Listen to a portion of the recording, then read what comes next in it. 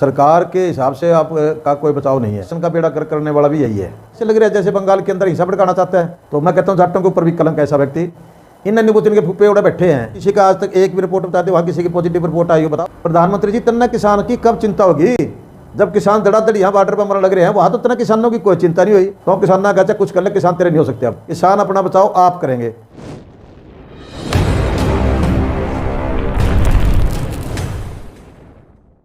देखिए कोरोना एक महामारी है, इसमें कोई दो राय नहीं। बट मैं लोगों को यह करूँगा कि इसमें जैसे भी गाइडलाइन है उसके मुताबिक परहेज रखें। और ग्रामीण क्षेत्र एक वैसे ही खुला एरिया है, फिर भी वहाँ जहाँ कंजस्टेड एरिया होता है वहाँ थोड़ा ज़्यादा खतरा होता है। बट फिर भी वहाँ भी अपना एक बचाव लोगों को अपने आप करना पड़ेगा। सरकार के हिसाब से आप का कोई बचाव नहीं है, आप अपना बचाव खुद करें। और उसमें जैसे गाइडलाइंस है कि मास्क लगा कर रखें या ये सैनिटाइजर से हाथ साफ करें। तो साथ में बैठ के हुक्का वगैरह भी मतलब उसको कम प्रयोग करें, ज़्यादा ना प्रयोग करें। और ताश वगैरह जो है ना खेले।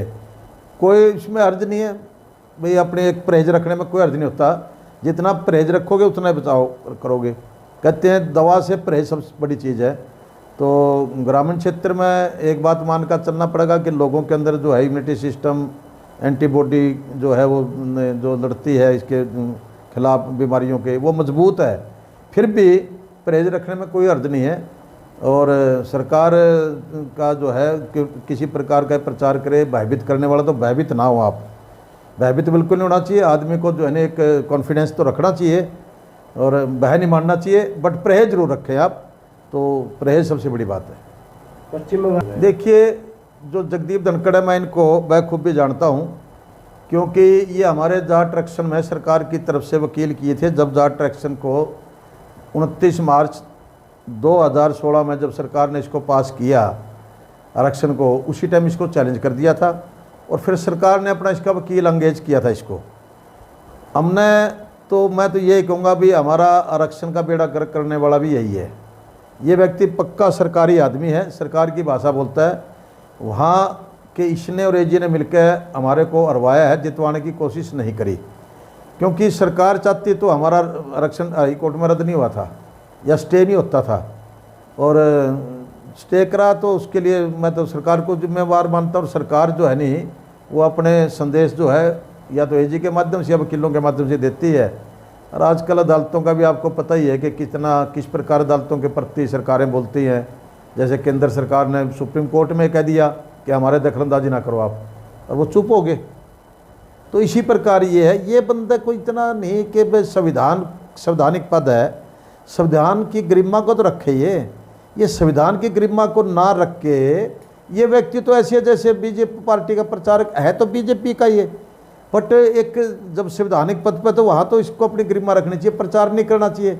आज तो ये ऐसे लग रहा है जैसे बंगाल के अंदर हिंसा भड़काना चाहता है। मैं तो कहता हूँ ऐसे व्यक्ति को उसी टाइम तुरंत राष्ट्रपति ने बर्खास्त करना चाहिए। बट राष्ट्रपति से भी क्या उम्मीद करें? राष्ट्रपति भी तो बर्खास्त करेंगे जब उसको केंद्र सरकार कैबिनेट कहेगी। और इस कैबिनेट इसको क्यों कहेगी? क्योंकि कैबिनेट तो उससे बुलवा रही है। इसका काम है, कोई गवर्नर का काम है उस मोहल्ले में जाना, उस मोहल्ले में जाना, क्योंकि राज कर रहा है कोई गवर्नर वहाँ।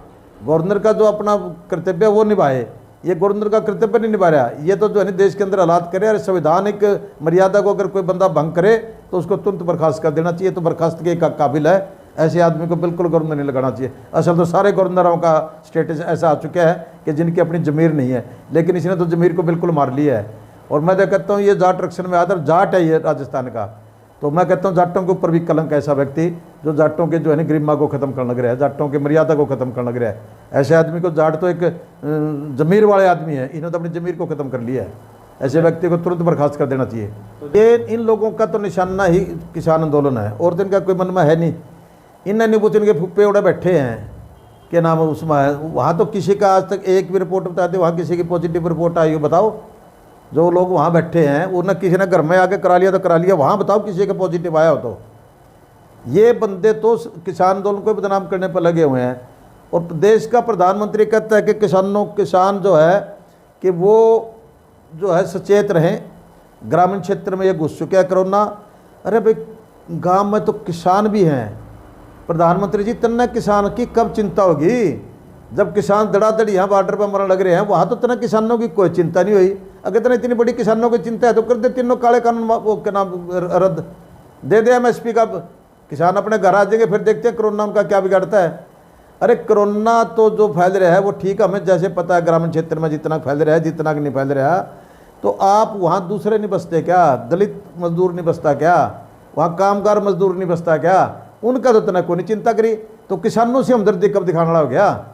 इसलिए किसानों दिखाना चाहता है, किसानों को अपने पक्ष में कर लूँ। तो हम किसान ना कहते कुछ कर ले, किसान तेरे नहीं हो सकते। अब किसानों के साथ तेना जो जाति करी है, तेना किसान बॉर्डर पर मार दिए, तो वहाँ तो तेना किसानों की चिंता नहीं। अब तो यहाँ कोरोना से क्यों चिंता करा है? मर रहे हैं किसान, मरने दे, वो अपने आप बचाव कर लेंगे। तेरी अपील के ऊपर कोई असर नहीं है। तेरी अपील जो है वो किसानों के ऊपर कोई असर नहीं करेगी।